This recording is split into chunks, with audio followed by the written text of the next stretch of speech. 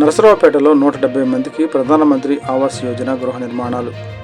లబ్ధిదారులకు శాంక్షన్ పత్రాలను అందించిన ఎమ్మెల్యే డాక్టర్ చదలవాడ అరవింద్ బాబు.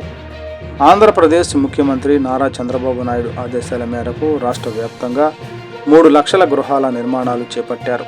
నరసరావుపేట మున్సిపాలిటీ పరిధిలోని 170 మంది లబ్ధిదారులకు గృహ నిర్మాణ శాంక్షన్ పత్రాలను శుక్రవారం ఎమ్మెల్యే డాక్టర్ చదలవాడ అరవింద్ బాబు అందజేశారు.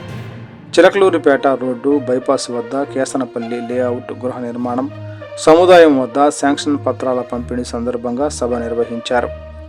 ఈ కార్యక్రమంలో ఎమ్మెల్యే మాట్లాడుతూ ప్రధానమంత్రి ఆవాస్ యోజన క్రింద గృహ నిర్మాణాల గురించి మాట్లాడారు.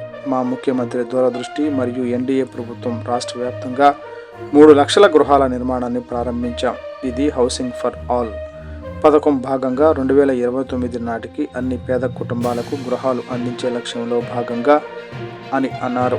కేంద్ర ప్రభుత్వం నుంచి పట్టణాల్లో 2.5 లక్షలు, గ్రామీణ ప్రాంతాల్లో 2 లక్షలు సహాయం లభిస్తూ ఉండగా రాష్ట్ర ప్రభుత్వం అదనంగా బీసీలు, ఎస్సీలకు 50,000, ఎస్టీలకు 75,000, ముస్లిం లబ్ధిదారులకు 50,000 అందిస్తోంది.